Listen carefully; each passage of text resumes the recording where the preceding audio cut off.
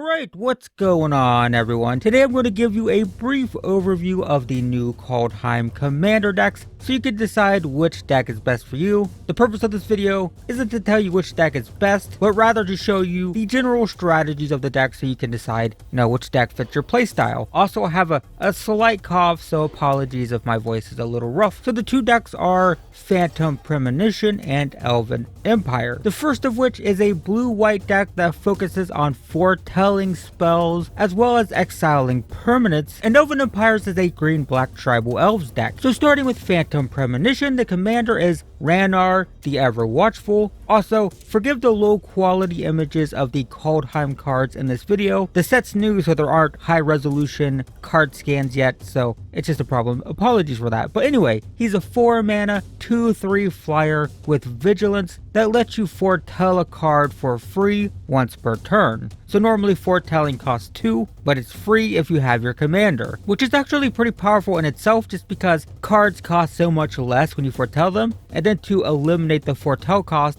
pretty great. But then he also says whenever you exile something, whether it's from your hand or from the battlefield, you get a 1/1 flying spirit token. So if you're not familiar with foretell, check out Sage from Beyond. It's a 5/5 flyer, but it costs 7, which is not very good. 7 mana for a 5/5 flyer, not good. However, you can pay 2 and exile it for foretell, and on turn 5, it's a 5 mana 5/5 flyer, which is much more reasonable. However, in this deck, the foretell cost is free, right? So you don't even have to pay any mana to foretell it. It's 0 mana, exile it, and then you get the 5 mana 5/5 flyer. You'll also get a 1/1 token when you foretell it, and also the Sage will further reduce the cost of your foretell spells in the future. So you can see what's going on, right? There's lots of foretell cards in this deck, things like Spectral Deluge, Cosmic Intervention, Saw It Coming, all kinds of stuff like this. Spectral Deluge can bounce the board, Cosmic Intervention can save all of your stuff from a board sweeper,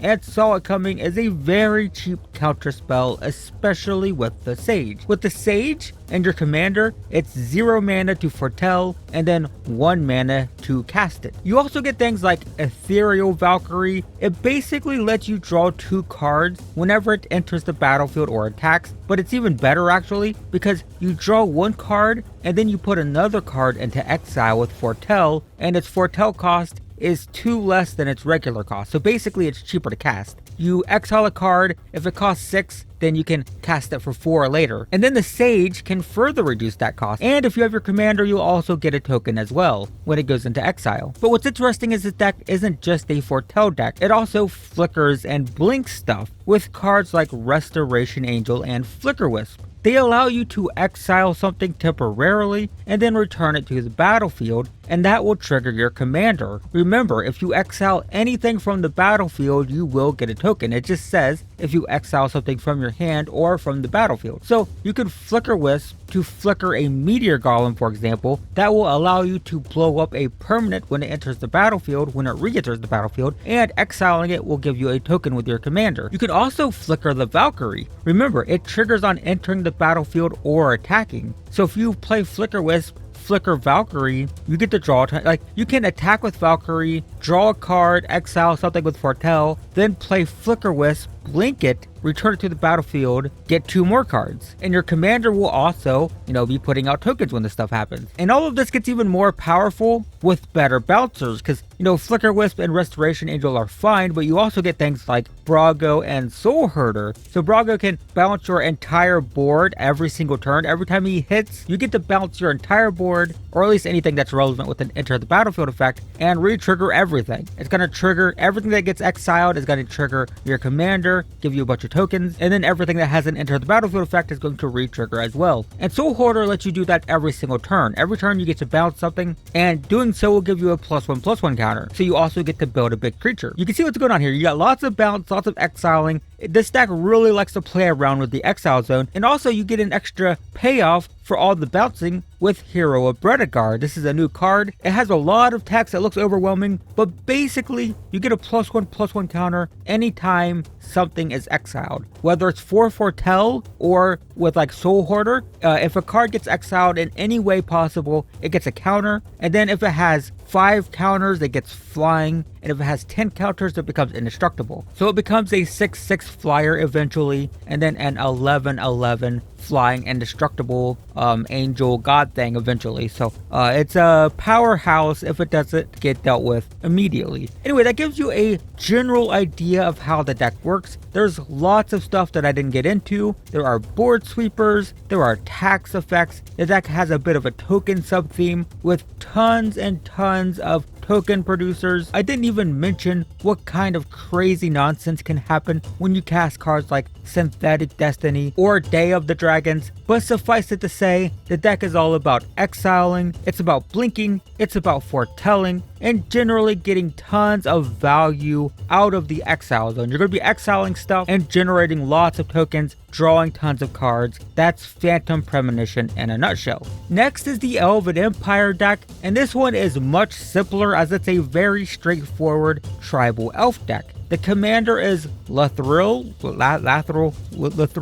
I don't know, Blade of the Elves. It's a 4-mana 2/3 with menace that says when it deals damage to a player, create that many 1/1 elves. Now that sounds a little bit underpowered. I mean, the 2/3, it does have menace, so it's hard to block, and maybe you get a couple elves. It's okay, it needs to be pumped and stuff, but there is that second ability, tap it, tap 10 elves, each opponent loses 10 life, and you gain 10 life. That's the real power of this card. So this is an elf deck, but it wants to go really wide with lots of tokens. And you can see that with things like Imperious Perfect, Lizalana, Huntmaster, and Beast Whisperer, all of which allow you to pump out elves or elf tokens. Imperious Perfect lets you create a token every turn, the Huntmaster will put out a token every single time you cast an elf, and the Whisperer will let you draw cards as you cast elves, so you can keep pumping out as many elves as you can without running out of steam. There's also a new card, Wolverine Riders, that creates a token every upkeep, and yes, that is every upkeep, not just yours. There is also the double whammy of Elvish Promenade and Elvish Ambush. Yes, these cards are basically identical except for their name, so you get to double up your elf count and you get 2 copies of it. If you have 7 elves in play, one of these means you have 14 elves in play now. If you have 20 elves in play, suddenly you're gonna have 40, which is pretty crazy. And there are also alternate payoffs for having so many elves. In addition to your commander's tap ability, you also get Voice of the Woods and Shaman of the Pack. The Voice lets you tap elves to create 7/7 tokens with trample, and the Shaman will deal a damage for each elf you have, so it can just straight up one-shot an opponent,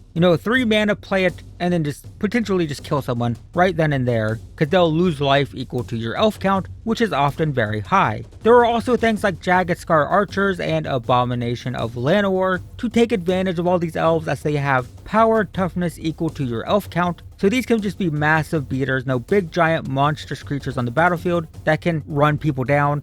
Similarly, you have Timberwatch Elf and Crown of Skimfar. Not only can these turn a creature into a massive beater like the previous 2 creatures because they boost the power of something equal to your elf count, but they can also be used with your commander. Remember, I said that first ability was kind of, whatever, but with these 2 cards, like if you can enchant Lathril or Lathril or Lathril or whatever, if you can enchant this commander with a crown or pump it with Timberwatch, it'll create tons and tons of tokens. If you can make it, a 12/13, then it's hitting for 12 and putting out 12 tokens. And then there's also things like Elvish Archdruid, Pride of the Perfect, and even N-Race Forerunners to help smash through as well. Remember, at the end of the day, this is still a tribal deck, so, pumping all your elves to just run your opponents down with a bunch of, pumped up elves also works really well. And Elvish Archdruid, it can tap for so much mana. Remember, you can tap it for like tons and tons of mana, and if you have Beast Whisperer, you can just like churn through cards. You could put out so many tokens with this deck, so many elves, it can get kind of crazy. Of course, one of the dangers of playing tribal decks is having your board wiped. Tribal decks require you to have tons and tons of your tribe out, and one wrath will just end your day, but this deck has some safety measures for that in the form of Prowess of the Fair, Twin Blade Assassins, and Mortarvine Reclamation.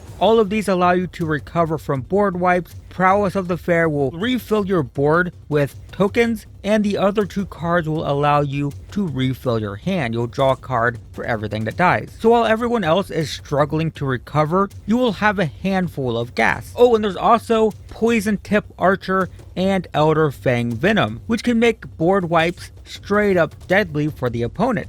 they will deal damage for every creature that dies, and what's convenient is they don't specify non-token elves. They just say elves or just creatures. They don't say non-token elves or non-token creatures, so that might make it impossible for the opponent to board wipe without just dying to it. So that's the general idea, guys. There are some things I didn't focus on. You're in black, so you get some board control. You're in green, so you get some ramp. The deck even has Riz, so you can gain 1,000,000 life, but generally, you're going to be overwhelming your opponents with an army of elves. The Elven Empire deck is indeed a tribal elf deck. So there you go, guys. Those are the 2 commander decks in Kaldheim. Let me know in the comments which deck you are most excited about. But in the meantime, thanks for watching. I hope this video was helpful, and I will see you in the next one.